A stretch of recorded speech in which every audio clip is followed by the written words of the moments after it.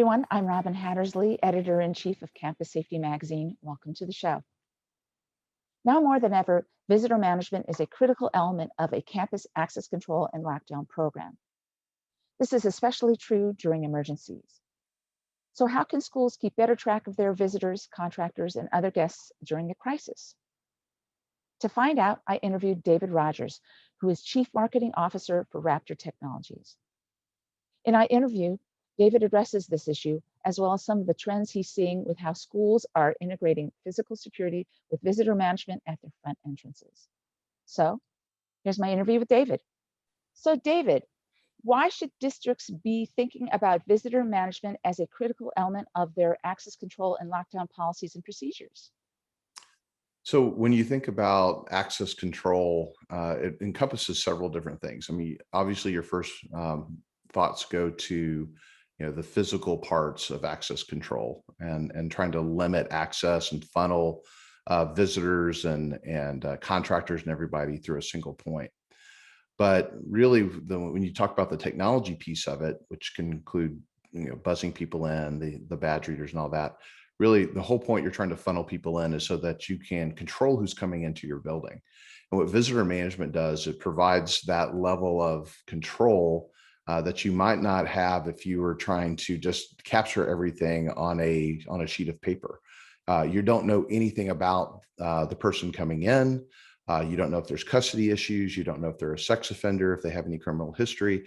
And so what that does, it adds that next layer of policies and procedures through the technology that allows you to understand who's coming into your building, where they're going, who they are, and when they check back out.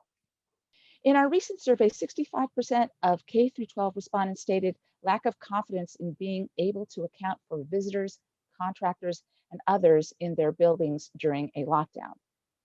How can districts have better visibility to all those in their buildings during an emergency? Well, Robin, first of all, that doesn't surprise me.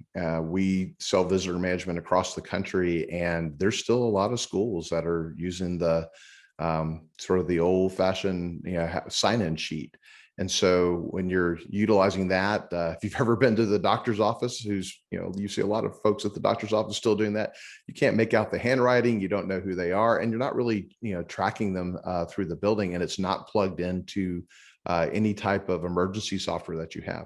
That's kind of the unique thing about Raptor, is we have emergency management software that includes a panic alarm, accountability and reunification, and our visitor management, as well as our volunteer management, all plugs directly into that software.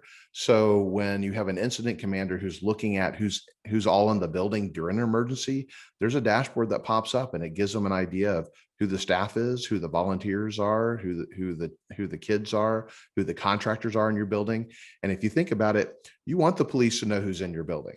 They're probably if it's an active shooter situation, they're probably trying to locate that active shooter.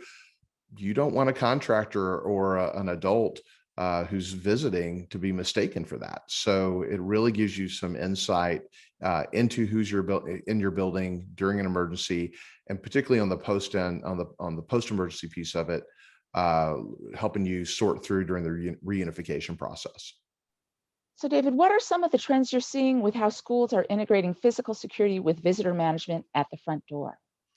Sure. So really what we're seeing is more schools are going to sort of a double door situation, utilizing the architecture of the building and setting it up where you are funneling visitors, contractors through a single location. And even before they get to the administrative office to be able to receive a badge, they're utilizing, for instance, a kiosk to be able to scan the ID, collect the information on the visitor or the contractor coming into the building.